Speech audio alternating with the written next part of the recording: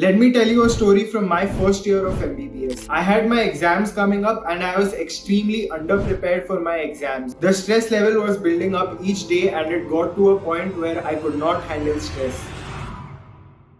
I had studied a decent amount throughout the year and I needed one good sprint to get me through the finish line. This was the time when even backbenchers started showing up in the library. Backbenchers छोड़ो जो लोग कभी college भी नहीं आए, they also started showing up in the library and started studying for hours at a stretch because everyone wanted to pass. But stress got the worst out of me. I could not even focus in my book for 5 minutes. I would read a chapter for an hour and then forget what it was about 30 minutes later. Whenever I sat to study, I would scroll Instagram, play random games on my phone and just watch Netflix. This is simply because I could not handle stress correctly. Everyone has their own methods of coping with stress. Sometimes stress forces you to study and work harder and get good marks. But for a lot of people, it results in behaviors like binge eating, watching Netflix and scrolling on Instagram and just not doing the thing that they are supposed to be doing. I am Tanmay Bhandari and I'm a final year MBBS student at BJMC Pune. I scored an All India rank of 2K and I got into one of the best colleges in the country.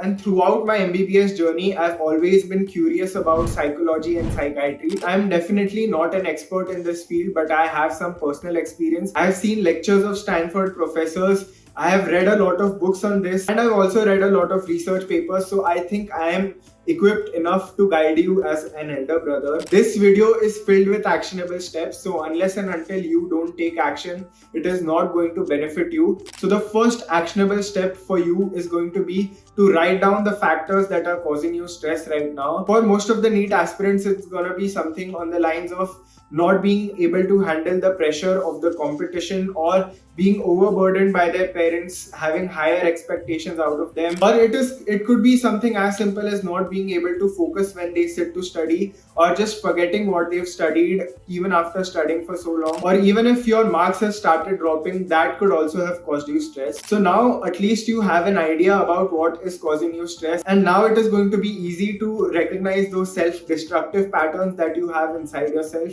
and hopefully we'll be able to overcome them slowly and steadily. One of the students that I had mentored came to me and said that they were not able to study because of stress, and whenever they sat to study, everything would go blank and they would just not be able to get anything done. In turn, that had decreased their marks in tests because they were not able to focus on their studies. So I gave them a simple solution. First thing to do was to eliminate all distractions, because if in your environment there are things that will give you higher amount of dopamine than studying, then your mind will gravitate towards those things, especially when you are stressed. So please eliminate all distractions. Just isolate yourself in your library or in your room. Personally, I was someone who liked to be around people, so I would go to the library and study, and seeing people who were in the same boat as me also gave me the motivation to just sit and study and not think about anything else. The next thing that is proven to be a stress reliever is music. So music is one of the most amazing tools that you can use. Whenever you want to take a break, you can listen to your favorite songs, but when it comes to studying, it's better if you use the music that won't hamper your focus abilities. So anything with lyrics or anything with a higher amount of musical energy will distract you from your studies. So you can listen to lo-fi beats. Recently, I've been listening to a playlist called as Dark Academia on YouTube. I also like to listen to white noise, pink noise, brown noise. And science says that binaural beats are also effective in studying. So basically, once you start getting your studies done, once you start getting good marks, once you start getting things checked out of your to-do list, automatically some amount of stress is going to reduce. So that is why my first intention was to help you improve your productivity and boost your productivity. The next thing that people often do is that they don't allow themselves to take a break properly, or they don't allow themselves to recharge properly after a study session. So when you go into the next study session, your brain won't be as sharp and you won't be able to learn properly. So these are the things that will actively reduce your stress as well as help you focus in your next study sessions. And जब तुम्हारी पढ़ाई again बढ़ जाएगी, तो automatically stress कम होते ही जाएगा. These things are so critical that I've literally stuck them on the wall of my room. So let me just pull it out for you right now. So this is the list that will help you actively recover. So the first thing is cold therapy. So cold showers release a lot of norepinephrine and dopamine in your body, and getting into a cold shower is a difficult thing in itself. So if you manage to do that, automatically everything in your life technically becomes easier. To listen to what instructions your mind gives you, because a lot of the times we are not in control of our own actions. So a simple 30 to 60 second cold shower every day could definitely give you a lot of benefits, and it could reduce your stress level. So basically cortisol is the stress hormone in your body, and cortisol peaks in the morning and it dips in the evening. So in order to reduce those cortisol amounts, you can exercise. So anything that gets your heart rate up for even 10 to 15 minutes during the day will definitely help you. I had a skipping rope with me in my room, so I used to do skipping. You can do push-ups, pull-ups, or whatever YouTube short workouts that you can do just in order to elevate your heart rate and get those endorphins to boost you. The next thing that you can do is breath work. So now that you are NEET aspirants, let me explain the science of breathing. So whenever you inhale, your heart rate increases, and whenever you exhale, your heart rate decreases. So this is the surface level of it, and this is the very superficial science of it. Whenever your heart rate increases, it activates the sympathetic system, and whenever your heart rate decreases, it activates your parasympathetic system. So whenever you try breath work, you need to make sure that your inhales are shorter than your exhales. So a practical tip to do here would be to practice double inhales and exhale. So it would look something like.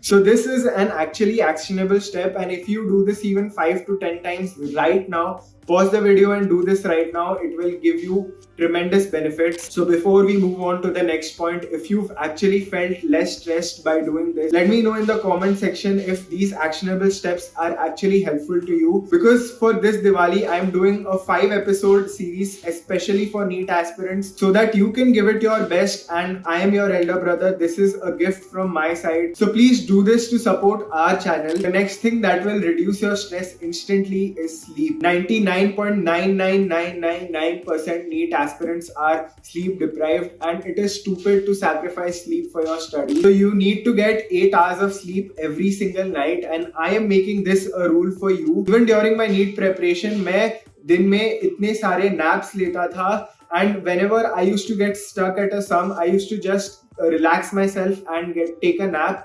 And whenever I used to wake up, a lot of the times the solution just used to hit my head, and I don't know the exact neural mechanism behind it, but it helps wonders. So please make sure that you get enough sleep. The next thing that I have practically done is meditation. So I used to wake up at 5 a.m. every single day, and 5 to 5:10 I used to do my meditation. Meditation is so critical, and science has proven that it does reduce stress. Everything that I'm saying right now, I have read the scientific papers behind them. So it has a scientific basis, and it has a lot of evidence that it has worked for people before you. So the next thing that I would suggest you to do is to view sunlight before screen light after waking up. This point is self-explanatory, and it is really important. Just try it out for a few days and let me know how it has changed your life. Another thing that will reduce your stress as a NEET aspirant is to not compare yourself with others.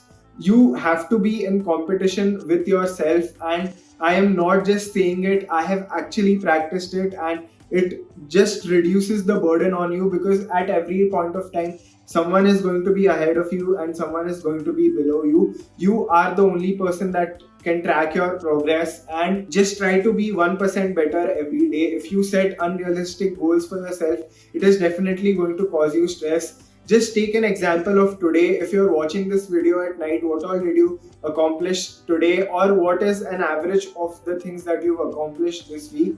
Just try to do one extra thing every single day. If you solved 100 MCQs, just try to solve 105 MCQs tomorrow. Usually more is not better. More कर करके भी हम कितना करेंगे? We only have 24 hours in the day. So sometimes we have to learn to say no. Sometimes if your friends are going out, you just can politely decline and say no to them, because you can easily rekindle your friendships after NEET. If there is someone who likes you and who wants to be in a relationship with you, but relationship is not your priority right now and NEET is, then you can definitely say no to them also. So one other thing that you will face is burnout. So after studying for 6-7 days continuously, you will feel like, what am I doing in life? You will have like a low moment, your energy will be low and you won't feel like doing anything. Instead of pushing through the low phase, just understand that this is just a phase and it is going to go away. Don't overemphasize on it, don't get hyper.